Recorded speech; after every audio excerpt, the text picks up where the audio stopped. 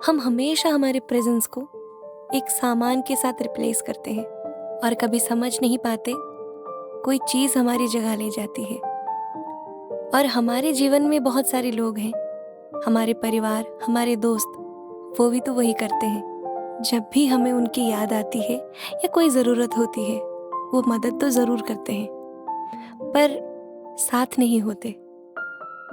हम हमेशा समय के बजाय सामान को प्रायोरिटी देते हैं। चलिए इसके ऊपर एक कहानी सुनते हैं। Hello everyone, it's your Shubhashree. Welcome to 12th episode of Wednesday stories with Shubhashree.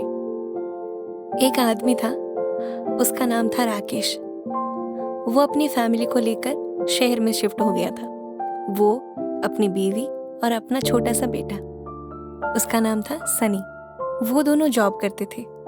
Private job था, इसीलिए हमेशा अपने ऑफिस में बिजी रहते थे। बच्चे की देखभाल करने के लिए एक मेड हायर किया था। माता पिता तो थे, पर वो लोग गांव में रहते थे।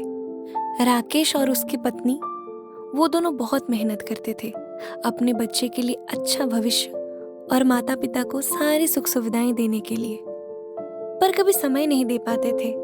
सुबह उठकर ऑफिस के लिए निकलते थे और रात को आते थे, और तब तक अपने बच्चे को सोते हुए देखते थे। और उसके माता पिता भी गांव से शहर आकर नहीं रह पाते थे, क्योंकि यहाँ की हवा पानी उन्हें सूट नहीं करती थी। शहर के सबसे अच्छे स्कूल में अपने बच्चे की एडमिशन करवाई थी। अच्छे स्कूल मतलब बहुत ज्यादा खर्चे। इन सारे खर्चों को बैलेंस करने के लिए वो दोनों बहुत मेहनत करके पैसा कमा रहे थे। स्कूल के पेरेंट्स टीचर मीटिंग में पहुंचे या ना पहुंचे, पर टाइम पर फीस जरूर जमा करते थे। अच्छी नोटबुक्स, कपड़े, जूते, इन सारी चीजों की कभी उन्होंने कमी नहीं की। किसी और बच्चे के सामने उन्हें कभी छोटा महसूस ना हो, उसका भी हमेशा ध्यान रखा। और ऐसे चलते चलते बहुत साल बीत गए। सनी बड़ा हो गया और बहुत अच्छी जगह पर उसकी नौकरी हो गई, और उसके बाद उसने शादी कर ली। वो दोनों भी एक बड़े शहर में शिफ्ट हो गए। उनका भी एक बहुत बड़ी कंपनी में जॉब था, उसके लिए बहुत टाइम देना पड़ता था। तो इन सारी चीजों में वही सेम चीजें चलने लगी।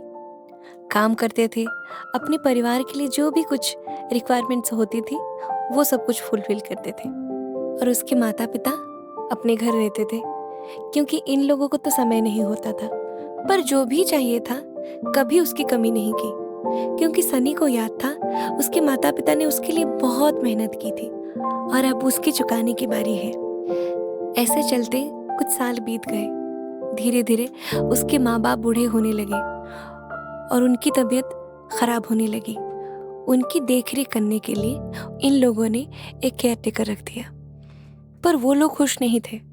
वो तो अपने बच्चे को अपने पास चाहते थे, क्योंकि राकेश और उसकी बीवी जवानी के दिन तो काम करते थे, अपने बच्चे के साथ कभी समय नहीं मिला। कम से कम आखिरी वक्त में कुछ समय बिताना चाहते थे।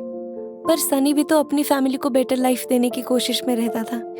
एक दिन राकेश और उसकी बीवी अपने बेटे सनी को बोले कि बेटा, हम खुश नहीं हैं।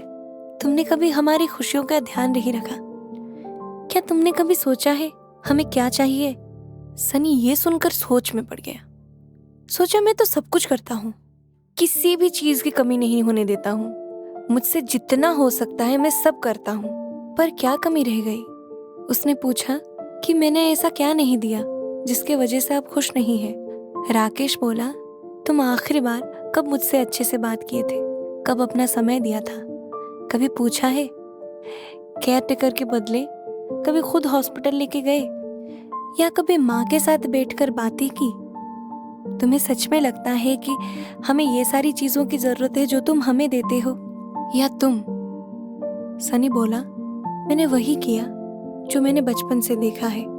ना ही आपने कभी मुझे कोई सामान की कमी होने दी, ना ही अपने माता पिता को। समय ना देने पर भी आपने कभी किसी सामान की कमी नहीं होने दी, और देखा जाए प्रैक्टिकल लाइफ में तो इसी की ज्यादा जरूरत है। राकेश समझ गया कि उसने कहाँ गलती कर दी। तो ये थी आज की कहानी, पर ये कोई कहानी नहीं, हर इंसान की कहानी है। और इस कहानी से हम ये सीखते हैं, अपनों के लिए कुछ करने से ज्यादा अपनों का साथ देना ज्यादा जरूरी है।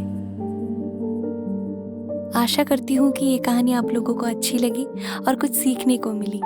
फिर मिलती हूँ अगली कहानी के साथ अगले बुधवार को। तब तक के लिए आदाब, सत श्री अकाल, नमस्कार, जय जगन्नाथ।